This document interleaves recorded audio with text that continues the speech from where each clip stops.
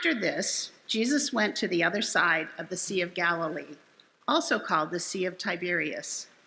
A large crowd kept following him because they saw the signs that he was doing for the sick.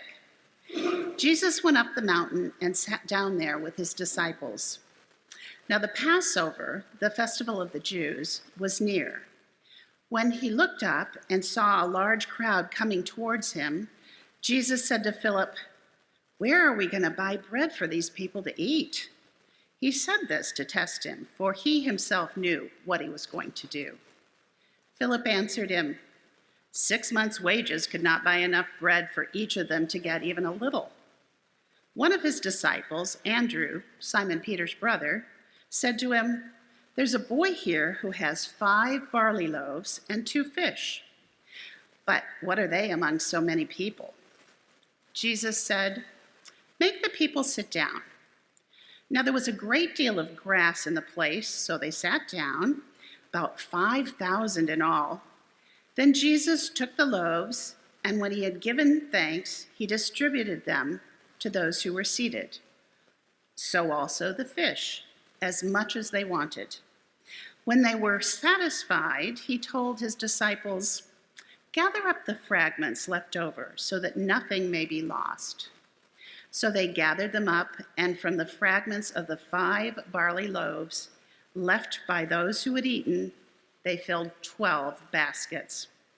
When the people saw the sign that he had done, they began to say, "This is indeed the prophet who has come into the world." When Jesus realized that they were about to come and take him by force and make him king, he withdrew again to the mountain by himself.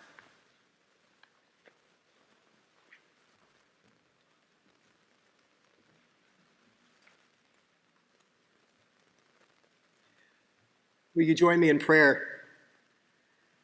Oh God, help us to hear you and to know you this day. Amen. Well, I've just come back from the beach, and while I am really glad to be here with all of you, I miss the beach just a little bit too much. I felt really lucky to have that time away to reconnect with myself, to re-energize. And of course, what is the best part about any vacation? The food.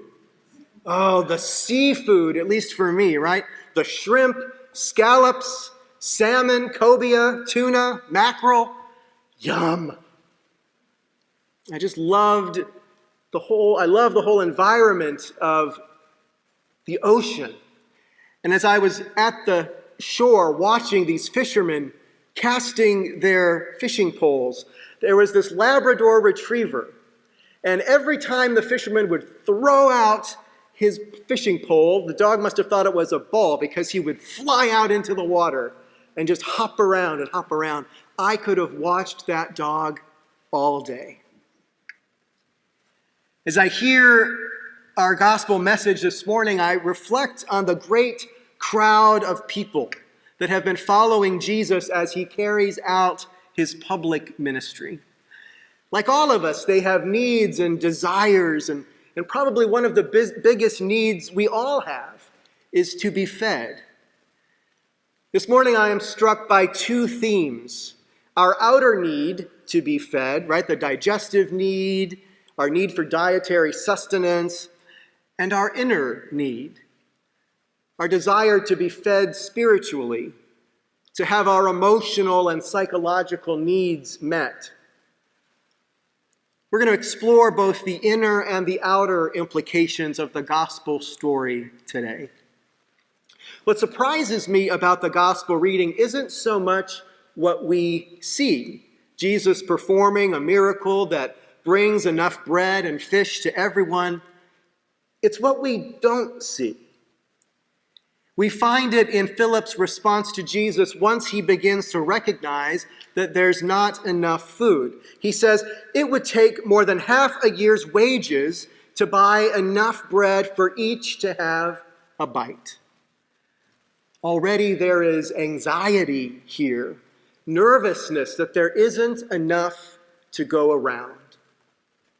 which is surprising to me because the people until this point have been gathered near to the shores of the Sea of Galilee. We could have imagined these crowds getting bigger and bigger, the need larger and larger to be fed and taken care of, and we're surrounded by professional fishermen. Many of the disciples are fishermen. The waters of the Sea of Galilee have supported a significant commercial fishery for more than 2 millennia. Many varieties of fish and other sea life live in the lake, including several forms of carp and tilapia, and one that's called St. Peter's fish, which is really popular at a lot of restaurants. In fact, as recently as 2005, there were over 300 tons of tilapia being caught by local fishermen every year. So much so that in 2010, Israel instituted a ban on the number of fish that could be caught to try and repopulate the lake. The Sea of Galilee has been, and hopefully will continue to be, a lake of abundant life for generations. And so it's interesting to me that the gospel message is at first not a story of abundance, but one of fear. The disciples are afraid that there won't be enough to go around, even though many of them are equipped as fishermen and could have begun casting their nets themselves. Food insecurity is a reality in this story, just as it is a reality in our lives today. As recently as 2022, when this data was collected, 44 million people in the United States were food insecure, including 7.3 million children. Food insecurity is facilitated by economic constraints that cause many lower-income families to struggle to afford healthy foods, where the existence of food deserts in our rural communities means that grocery stores and fresh produce are scarce. Climate change, unsustainable farming practices, land degradation reduces the availability of healthy food. And marginalized communities often face higher rates of food insecurity due to systemic issues like higher unemployment and limited access to resources like education and healthcare. To me, this miracle that we've read about today is a reminder not of some magical ability to create food out of just a couple of loaves and a few fish.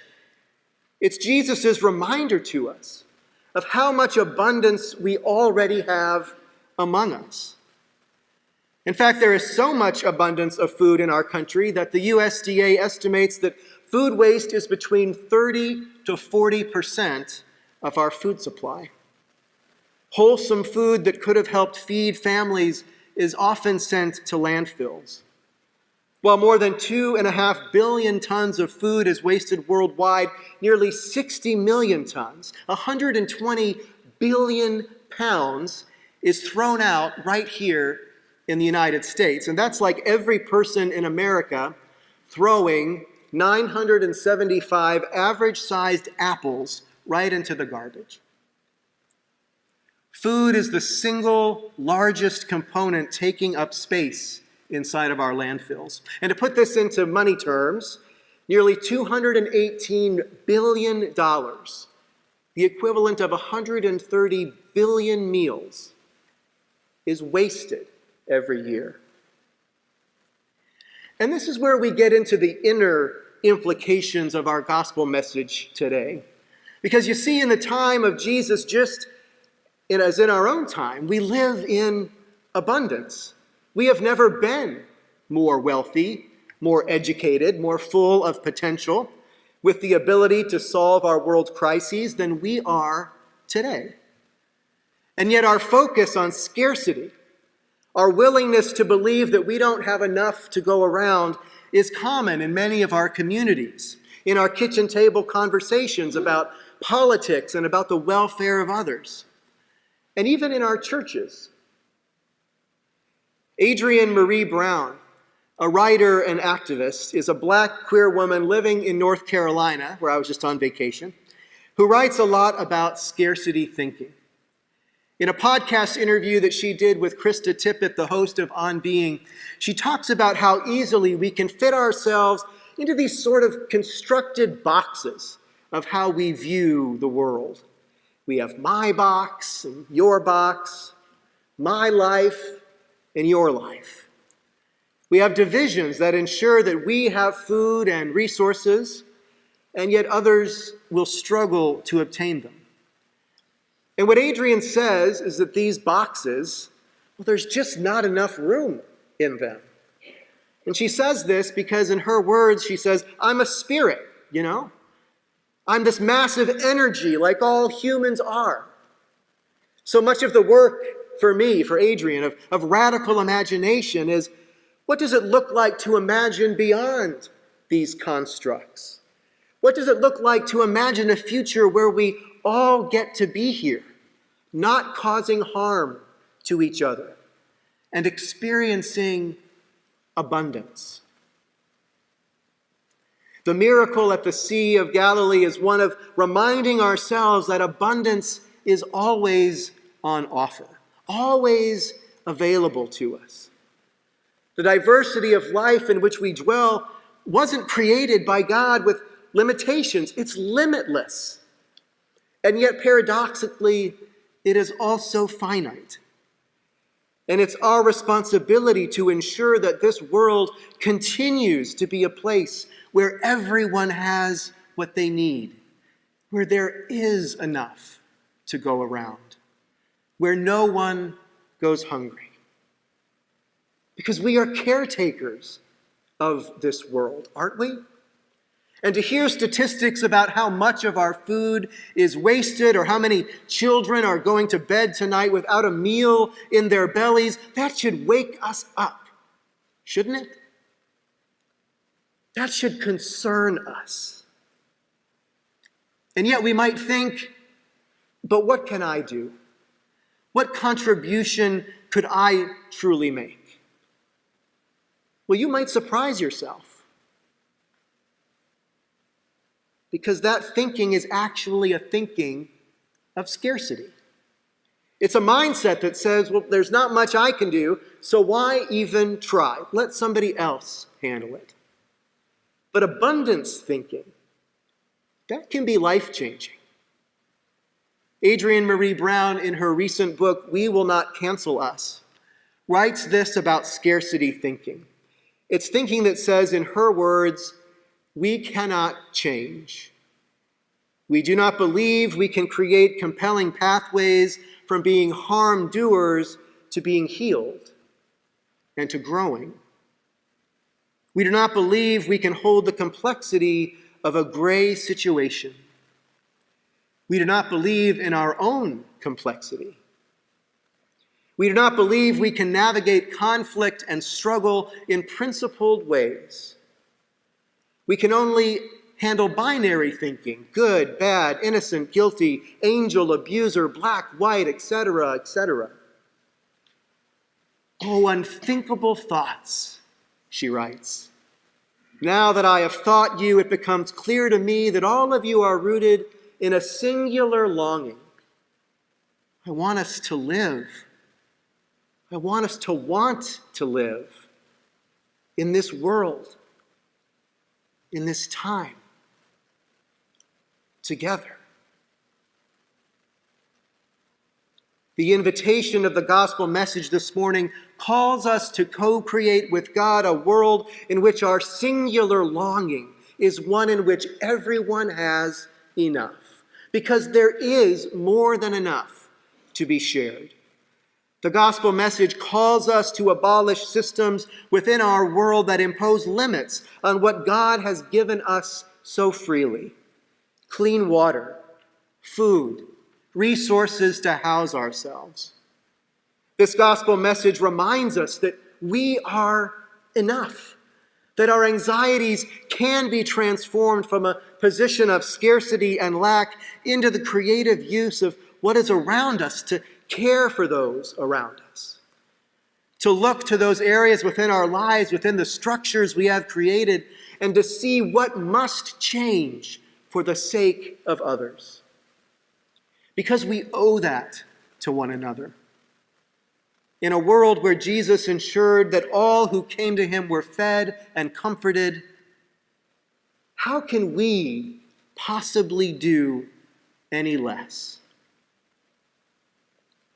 Adrienne Maree Brown ends her podcast with Krista Tippett by quoting the science fiction writer Octavia Butler. She says about this moment in our history, "This is, to me, I think, the most exciting thing right now." She says, "We are aware, if we wake up, we are in a place where we can create so much change. Everything is falling apart, but also new things are possible." Octavia said that there's nothing new under the sun, but there are new suns. We are in a time of new suns. We have no idea what we could be, but everything that we have been is falling apart. So it's time to change. And the good news is that we can do this together.